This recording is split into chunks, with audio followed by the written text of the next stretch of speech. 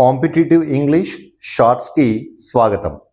Competitive ఎగ్జామ్లో ఒక్కొక్కసారి question ఎంత సింపుల్గా ఉంటుందంటే ఒకసారి ఇక్కడ చూడండి. Dash you come here you will repent it.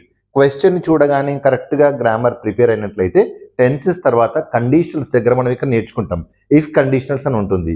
Zero condition, open condition, imaginary condition and unfulfilled condition.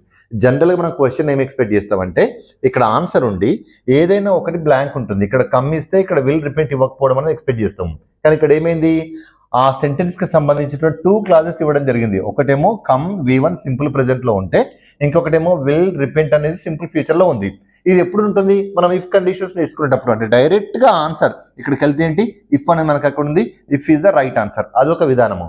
రెండో విధానం ఏంటి, మీనింగ్ ప్రకారం చూసుకుంటే ఇన్ స్పైట్ ఆఫ్ అయినప్పటికీ ఇక్కడ సూట్ కావట్లేదు, మీరు ఇక్కడికి వచ్చినప్పటికీ సూట్ కావట్లేదు, బట్ కానీ మీరు ఇక్కడికి వస్తే కనుక మీరు రిపెంట్ అవుతారు, పశ్చాత్తాపడతారు, సూట్ కావట్లేదు, అసలే సూట్ కాదు. మిగిలిందల్లా ఏంటి, ఇఫ్.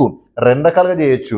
మీనింగ్ ప్రకారం తీసుకుంటే if is the suitable answer, లేదా కండిషనల్ ప్రకారం తీసుకున్న ఒక దగ్గర V1 కమ్ సింపుల్ ప్రెజెంట్ ఉంది, ఇంకో పక్కన సింపుల్ ఫ్యూచర్ ఉంది.